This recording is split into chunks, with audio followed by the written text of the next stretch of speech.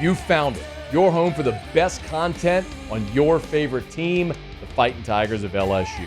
Do us a favor, subscribe to the channel, leave your comments below, and be sure to smash that like button.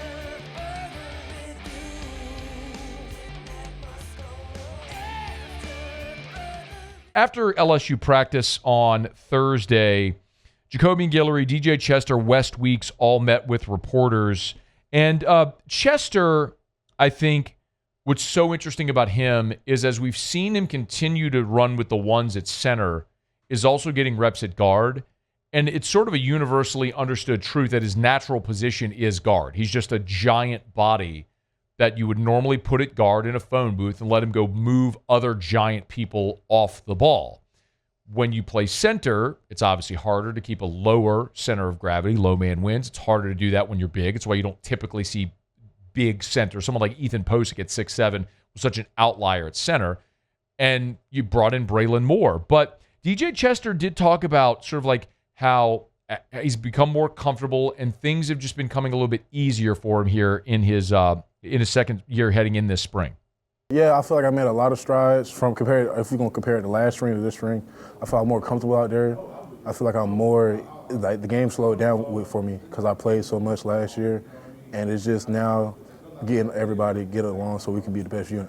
So game slowed down, which you love to hear. He did circle back and talk about last year where he started all 13 games at center. Last year I learned a lot just being first time actually playing live college football. Yeah, practice is real. Yes, you get live reps in practice, but when you in Tiger Stadium and you got almost 105,000 people counting on you, and plus the state, plus the people watching at home, it's different. The pressure is different. The atmosphere is different. But from my first year starting, I started every game, so I feel like every game I got better. Every game, like I struggled starting off the season, but I feel like by the end of it, it was pretty good. I started playing my best football at the end. And you would love to see that continue. I just can't help but think, does it get even better? And does that improvement continue to be sort of a parabolic run-up if he's playing a natural position? Because and I've heard T-Bob talk about this just in the many shows that he and I have done over the years, and obviously with he and Jake on Off the Bench in the mornings. You know, T-Bob was a versatile swing guy that played center and guard, and he could go in at any spot.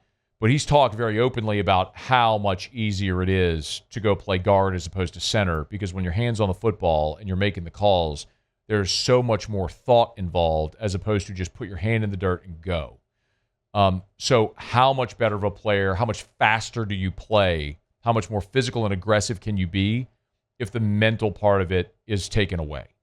And that's something that might be there for DJ Chester if Braylon Moore can unseat him, which seems to be the reality. But I'll tell you very candidly, I'm surprised. Like, I am surprised that we're here with 3 practices left. There are 12 practices in the spring, and DJ Chester is still primarily taking the reps with the ones. And Braylon Moore's coming in to a new situation, a new offense, new teammates, new plays, new terminology, new everything. But the fact that, I mean, you went and sought this guy who was arguably the best center in the portal, and you got him because your weakest link offensively on the line last year was DJ Chester. I mean, it's not just a matter of my opinion. That's a matter of, you can look at Pro Football Focus, you can look at any of the metrics you want.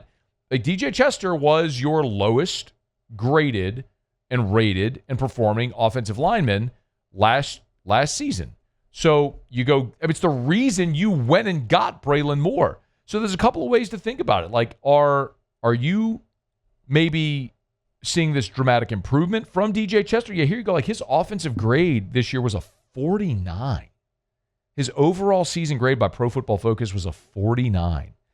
49.1. His pass blocking grade was a 64. His run blocking grade was a 49.5. And he committed 14 penalties.